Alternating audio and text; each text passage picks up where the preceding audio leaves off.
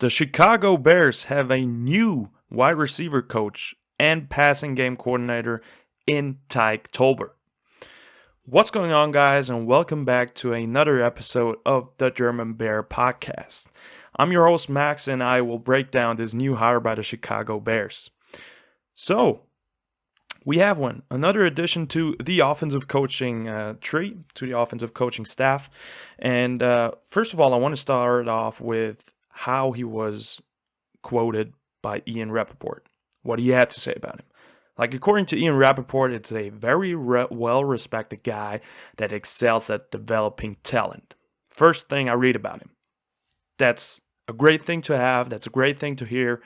And that gets me excited, especially about Darnell Mooney, our great young, just 1,000-yard breaking wide receiver.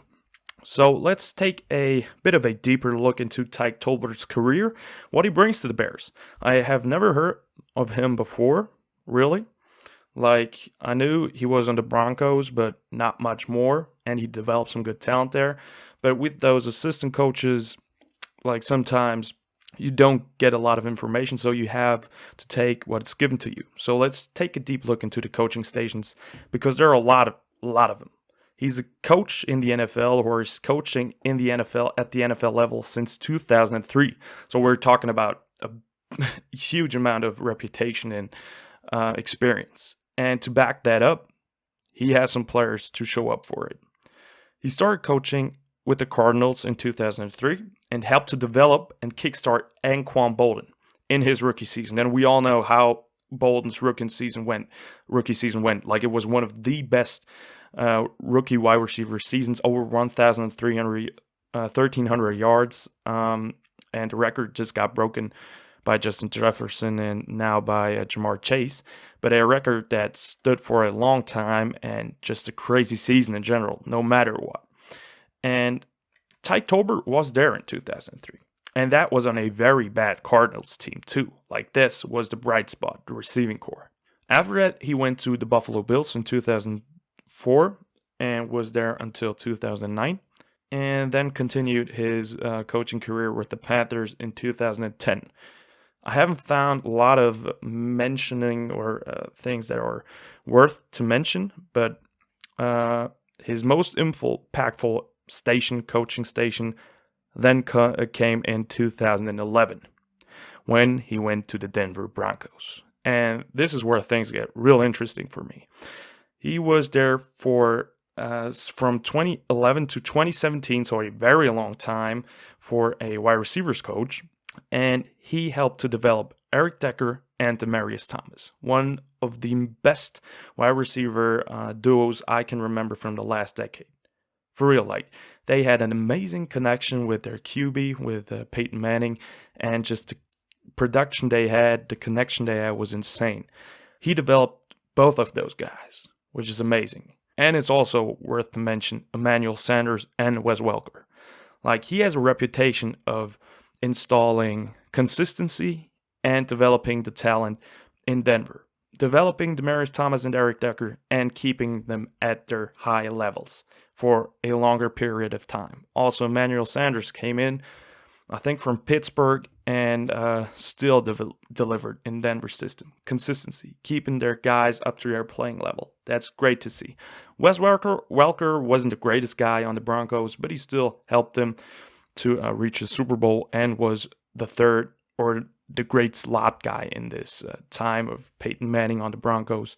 After the Broncos, he was the wide receivers coach on the Giants from 2018 to 2021, so till last season. And I know a lot of guys see that and act like that's a bad thing, but yes, the Giants receivers didn't produce. Kenny Golladay, their big signing, didn't even score one single touchdown, but you got to consider, first of all, Jason Garrett was the offensive coordinator, and he is the guy that needs to involve the wide receivers with his play calls. The wide receivers coach can't do much about it. He makes his guys the best, so the offensive coordinator can scheme them open and include them into the offense. First of all. Second of all, Daniel Jones is not a great quarterback. Don't get me wrong, he is okay and might have some talent. I don't know what they're doing up there in New York, but Daniel Jones is not a high caliber QB that delivers the best ball for the receivers. Then he got hurt, and now you're playing with Mike Glennon and Jake Fromm. So you tell me, based off of that this is a bad hire, then you're just crazy. Don't get me wrong.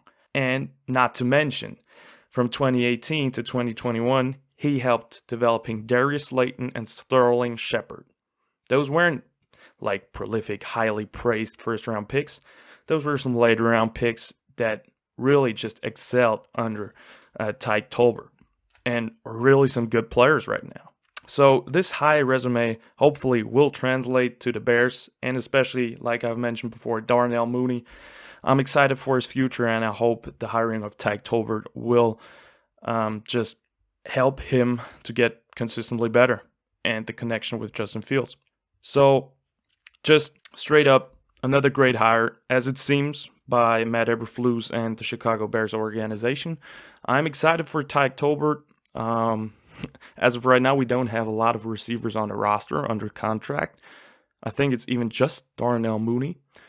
So we have to wait and see.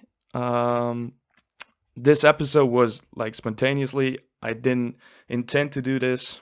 I've mentioned in the last episode that there will be a free agent episode coming up, and there will always be some breaking news, just like this one about Tyke Tolbert. So excuse me. And yeah, I'm just excited what he brings to the organization. And that's it for the video. Thank you for tuning in. I hope you're having a great time. Like and subscribe if you liked it. And as always, guys, bear down.